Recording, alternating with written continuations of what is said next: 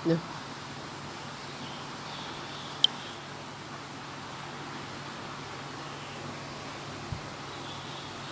Tes tes.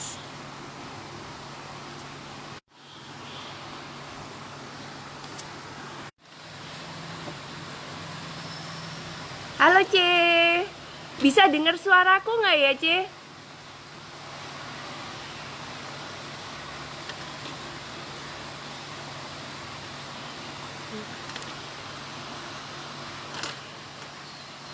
Tes tes, pada bisa dengar suaranya nggak ya?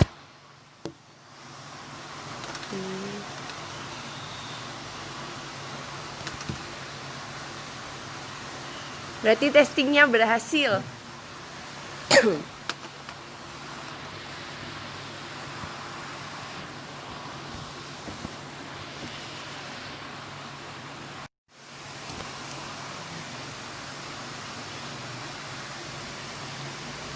Apa kabar semua?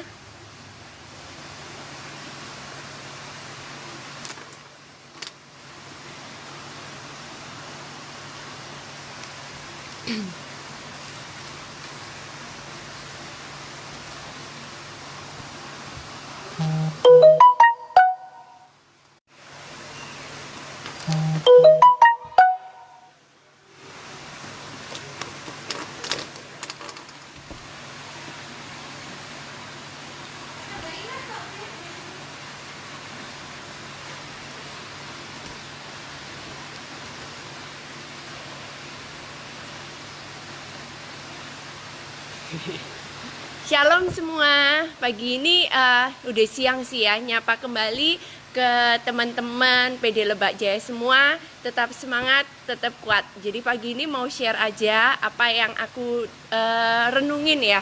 Sebenarnya kemarin waktu disuruh Bro Dani sharing jadi bingung, sharingnya tentang apa gitu. Tapi udah merenungkan, akhirnya mau share ini. Jadi pagi ini mau share dari Daniel 11 ayat 32b.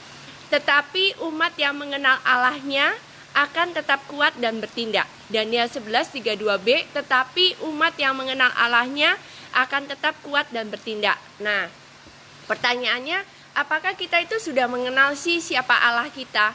Allah yang selama ini tuh kita puji, Allah yang selama ini tuh kita sembah, ataukah selama ini tuh kita cuma tahu Allah kita itu dari kata orang, dari cerita orang. Misalnya nih, oh iya kita dengar Dani bersaksi tentang Tuhan, oh dari situ kita tahu Tuhan. Kita dengar mungkin rekan kita yang lain cerita tentang Tuhan dan dari situ kita tahu siapa Tuhan. Tapi pertanyaannya, apakah kita sendiri secara pribadi itu dalam kehidupan kita bersama Tuhan, kita itu benar-benar sudah kenal dan kita itu sudah mengalami Tuhan.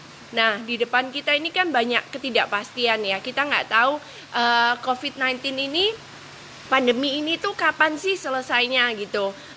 Banyak yang berharap ya udah Mei puncaknya, Juni turun udah membaik. Tapi ada juga kemarin saya dengar berita bahkan dari Menteri Pendidikan kita itu bilang kayaknya belajar di rumah bisa sampai Desember gitu. Jadi benar-benar kalau saya pikir itu ya ampun Tuhan mau sampai kapan gitu kayak gini, kita nggak tahu.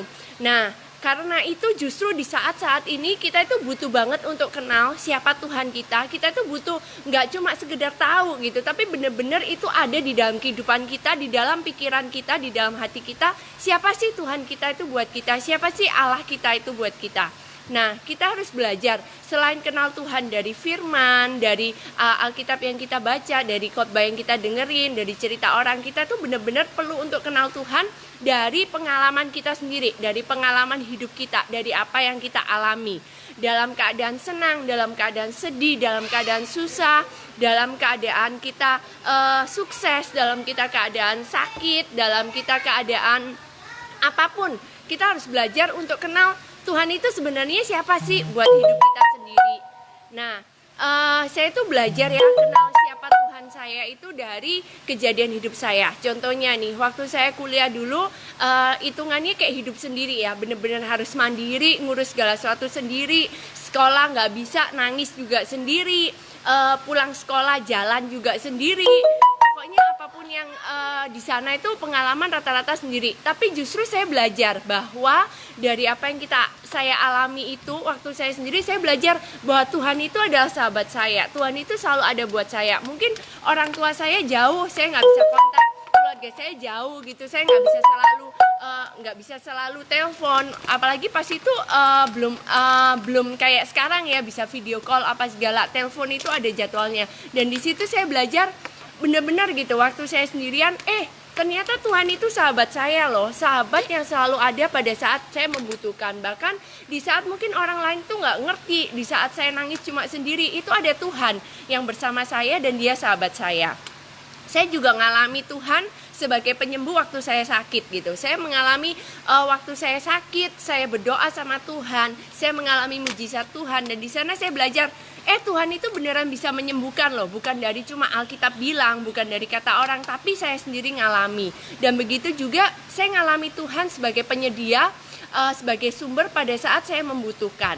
Nah, semuanya itu saya belajar Bapak Ibu bahwa lewat apapun yang kita hadapi, apapun keadaan kita harus belajar mengenali Tuhan itu siapa buat hidup kita. Karena apa? Karena pada saat kita bisa kenal siapa itu Tuhan, pada saat kita ngalami Tuhan dalam hidup kita itu benar-benar bisa kuat gitu. Waktu sekarang saya ngadepin masa-masa yang susah sekarang ini ya, saya bisa ingat kalau saya punya Tuhan yang setia, kalau saya punya Tuhan yang dulu pada saat butuh Tuhan bisa menyediakan, maka saya pun sekarang bisa bertindak, saya bisa kuat karena saya percaya Tuhan yang sama, itu Tuhan yang akan menjaga saya saat ini, Tuhan yang akan memelihara, Tuhan yang akan menyediakan apa yang saya butuhkan.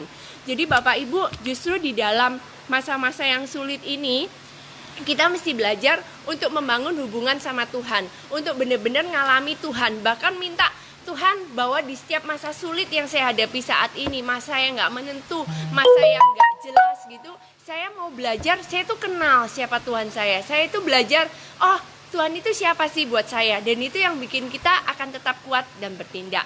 Dan sebagai untuk penutup, saya mau bacain dari Matius 6, 25 sampai 34. Hal kekhawatiran.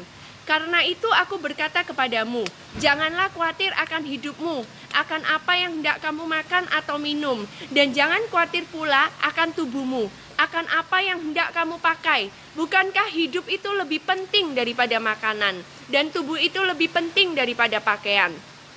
Pandanglah burung-burung di langit, yang tidak menabur dan tidak menuai, dan tidak mengumpulkan bekal dalam lumbung, namun diberi makan oleh Bapamu yang di surga. Bukankah kamu jauh melebihi burung-burung itu? Siapakah di antara kamu yang karena kekhawatirannya dapat menambahkan sehasta saja pada jalan hidupnya? Dan mengapa kamu khawatir akan pakaian? Perhatikanlah bunga bakung di ladang, yang tumbuh tanpa bekerja dan tanpa memintal. Namun aku berkata kepadamu, Salomo dalam segala kemegahannya pun tidak berpakaian seindah salah satu dari bunga itu. Jadi, jika demikian, Allah mendandani rumput di ladang yang hari ini ada dan besok dibuang ke dalam api. Tidakkah Ia akan terlebih lagi mendandani kamu, hai orang yang kurang percaya? Sebab itu janganlah kamu khawatir dan berkata, apakah yang akan kami makan? Apakah yang akan kami minum? Apakah yang akan kami pakai? Semua itu dicari bangsa-bangsa yang tidak mengenal Allah. Akan tetapi, Bapamu yang di surga tahu bahwa kamu memerlukan semuanya itu. Tetapi carilah dahulu kerajaan Allah dan kebenarannya, maka semuanya itu akan ditambahkan kepadamu.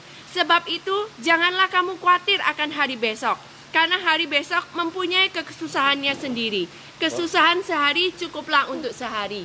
Jadi Bapak Ibu, ayo percaya, di masa yang sulit ini kita akan mengalami Tuhan sebagai Tuhan yang menyediakan, Tuhan yang memelihara. Bukankah kita mengenal Allah kita? Tuhan berkata, kalau soal makanan, minuman, semuanya itu dicari bangsa-bangsa yang tidak mengenal Allah. Tetapi Bapamu yang di surga tahu bahwa kamu memerlukan semuanya itu.